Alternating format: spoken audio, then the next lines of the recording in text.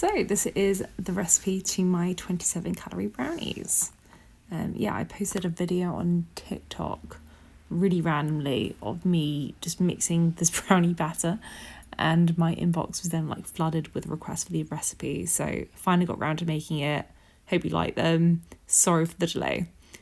Okay, so in terms of the dry ingredients, you got 30 grams of flour, 40 grams of cocoa powder, and then 110 grams of erythritol, which is just the 0-calorie sweetener. And then add in I do half a teaspoon of baking powder. You can use slightly less, just depending on how like fluffy you like your brownies.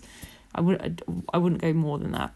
And then add in about 2 large pinches of salt. It just really helps to bring out the flavour. You can even add in slightly more if you want. And then just mix that all together. I started making these about a month ago, and they're now a staple in my fridge. Like, I honestly eat between 1 and 3 a day. Like whenever I have a sugar craving, whether that's 11 a.m, 4 p.m, or after dinner, it means I no longer reach for like sweets or cakes or cookies or ice cream. I just have a couple of these, and it works so well, and it just means I can stick to my gym goals. I find them really, really helpful. So hopefully you will too. Okay, and then in terms of the wet ingredients, you've got 3 large egg whites. You've got to make sure to thoroughly whisk them, just using like an electric hand mixer or something. Just context, that turns into about half a litre. So yeah, it takes a couple of minutes, but it's worth it. Be patient. It's all good.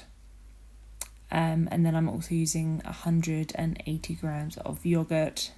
You can use like 0% Greek yoghurt, that works really well.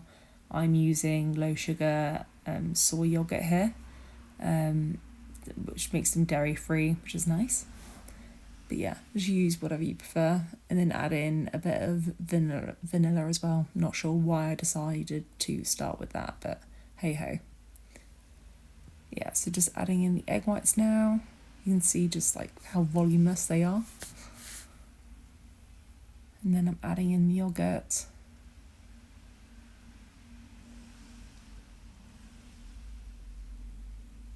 And then just for good measure, I add in roughly a tablespoon of almond milk. It's not precise at all, as you'll see, but yeah, it just helps make sure they don't dry out.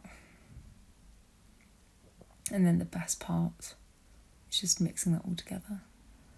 I'm mixing by hand mainly for fun. You've got to use an electric whisk. It's, I think, probably my top tip for this brownie, because it gets rid of all the grains from the erythritol. Otherwise you can kind of like detect them on your tongue, which I just personally hate. So yeah, take your time with that. Mix well. That's what it looks like when it's all done. Then you pour that into a tray. I'm using this 8.5 by 8.5 tray, and that's inches, obviously. This tray from Amazon, I really like it. It's like super flexible. They pop out at the end, really easy to clean. Highly recommend. Okay, and then I bake that at 19 minutes at 180 degrees centigrade, and just make sure to let the brownies cool before you cut into them, unless you're just going to eat them all directly from the tray with a spoon. No judgment. But if you want like rectangular-ish brownies, then just let them cool down before you try and take them out. I like to cut them into about 12. I think that's perfect snack size.